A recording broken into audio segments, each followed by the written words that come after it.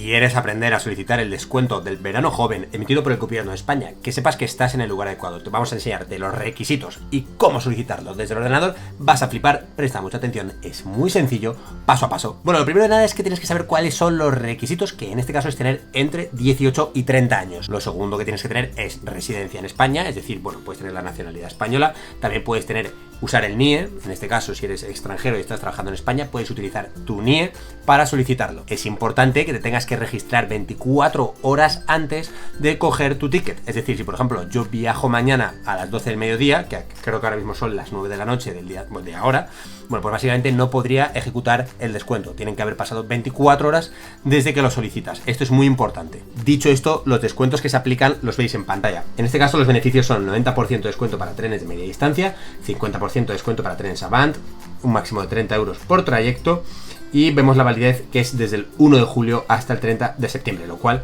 está bastante bien. Entonces, lo que vamos a hacer ahora es solicitarlo. Os voy a dejar la página en el primer comentario para que podáis acceder y vamos a darle a inscribir, ¿vale? Entonces, una vez estamos aquí, vamos a darnos a identificar con clave. También puedes identificarte con datos personales. Yo lo voy a hacer con clave.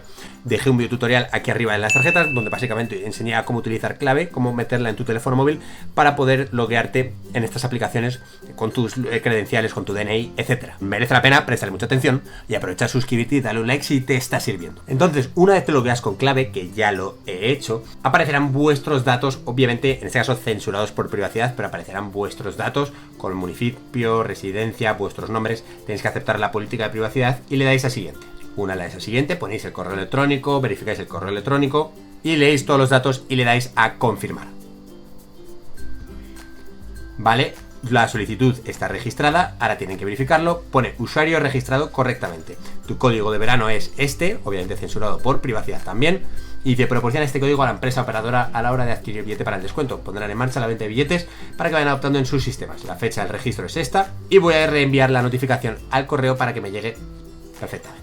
Vamos a abrir el correo para ver si nos ha llegado un email con la información asociada y aquí nos aparece con el código joven para nuestros descuentos. Haz clic aquí para aprender cosas nuevas o suscríbete para tener los mejores tutoriales. Espero que este vídeo y nos vemos en el próximo vídeo. Que vaya bien.